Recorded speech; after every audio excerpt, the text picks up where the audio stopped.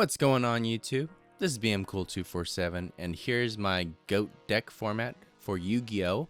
It's my hand wave deck. Hand is for the hand control and wave is for the wave motion cannon burn style play of the deck. So essentially you are to use the hand control cards like DD Designator, Mind Crush, Trap Dust Shoot to take out the cards in their hand that are detrimental to your gameplay, like an MST, like a Heavy Storm, like a Breaker. And then with like Wave Motion Cannon, or if you take out a knock from their hand, you can burn them with Stealth Bird. Then you can pressure them to hope to draw a card that can stop those burn damage cards. I might run a third Wave Motion Cannon. I might run more burn cards that are spell or trap cards. Just to keep it more one-sided, but this is the deck build I have so far for y'all. I do have some sides that you'll see in my replay that I'm gonna be posting on Thursday, where I run these cards as well. They're not as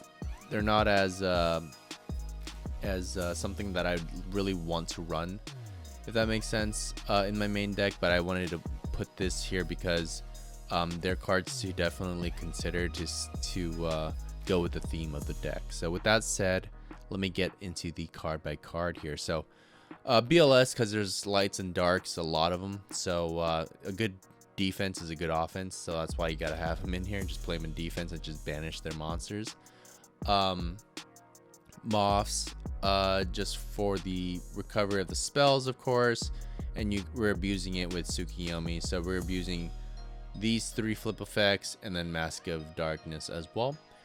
3 electric snakes, because these are good against Delinquent Duo, as you may know.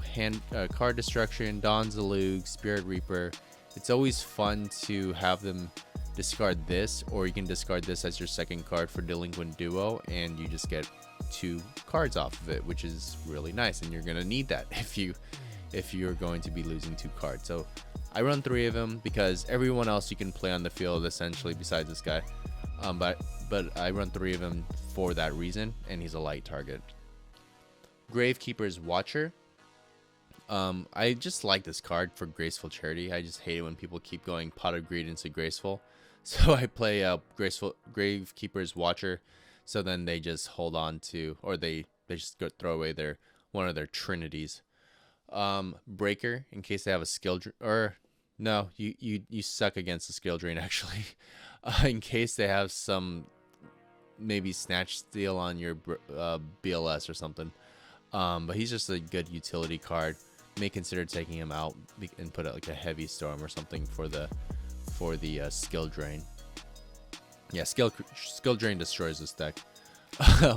Mask of Darkness to recover a lot of the utility traps you have in this deck, and Sangan to search the deck essentially. Stealth Bird as one of the win cons to burn for 1,000 each turn, creates a lot of pressure. Tsukiyomi to do the recycle effect for these flip effect monsters. Exiled Force in case you need to get rid of a chaos monster that they have. The Trinity, DD Designator. So this is good if they use a Sangan and you know that they just added a card to their hand. If they use Thunder Dragon and then you know they have Thunder Dragons in their hand, then you'll just use DD Designator, banish that card, you can declare that card name, and then you get to see their hand. That's the huge benefactor to it, because then you can follow it up with a card like Mind Crush. So if you see they have 2 copies of Thunder Dragon, or of like one time I saw they had 2 copies of Tsukiyomi in their hand. I banished some other card and then I used Mind Crush right after to get rid of the 2 Tsukiyomis. Or Mind Crush, you can just get rid of the Thunder Dragons, you know that they just got the 2 Thunder Dragons, you know they just got to their hands. So that'll stop their Graceful Charity, Regeki Break plays, and it's essentially 2 for 1 card deficit for them, which is really nice for you. MST to get rid of the skill drain or whatever. Knock, because they have defense cards too, and you can't just let them set it without any consequences. Wave Motion Cannon. So here's the whole thing: you need to stall long enough, get rid of their Heavy Storm, get rid of their MSTs, get rid of their breakers, and stall long enough for just 8 turns for wave motion cannon to go off. It's quite scary when you get to turn 6 and then they MST it, so hopefully you can hold off long enough. That's why I had Prohibition in here. Maybe you can throw it into your build and just call like a card that they haven't used yet, like Heavy Storm, and then just go from there. Gravity Bind. I like to play the trap defensive card because they don't see it coming, as opposed to just playing a messenger piece or level limit, because you have to play that face up. It is prone to Royal Decree, which kind of sucks, but it is what it is.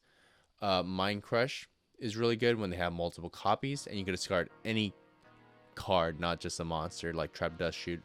Trap Dust Shoot is also good in combo with Mind Crush because you can see their hand from Trap Dust Shoot, and then you can use Mind Crush after. And this only targets monsters. Solemn, because you can't have them use a heavy, you can't have them use an MST on the wave motion cannon on turn 6. You can't have them use a lot of things. You can't have them get rid of your Gravity Bind. So Solemn. And Ring of Destruction is one of the best, if not the best, trap card in the game. And then Compulse. I ran 3 of these before, brought it down to 1, but it's really good because you know what's in their hand, obviously, because you just sent it back. Oh, I mean, if it's face up, sorry.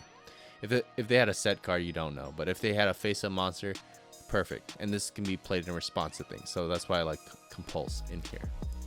Now I have these 4 side cards here. That's because I ran them in my main deck just to test it out. Like Ceremonial Bell is really cool because you can just see their hand and they can see your hand all the time. So you can use Mind Crush whenever you see something detrimental comes in. But the issue with him is, or it doesn't survive because it's in attack mode. So I have no way to defend him.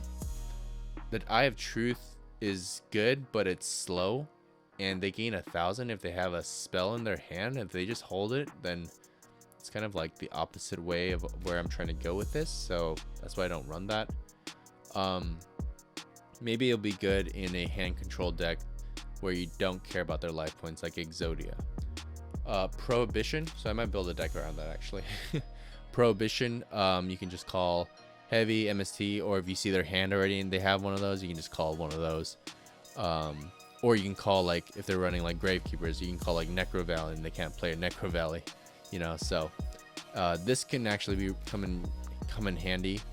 So but yeah, the build I have so far is the way it is now, just for the speed and for the matchups I've been playing. So this is always changing, but this is where I'm at now. And yeah, I want to run this by you guys. I'll be posting a replay of my duels on Thursday. So every Tuesday I'll be posting a deck profile, and every Thursday I'll be uploading a replay. So yeah, hope you guys check that out, and thanks for watching.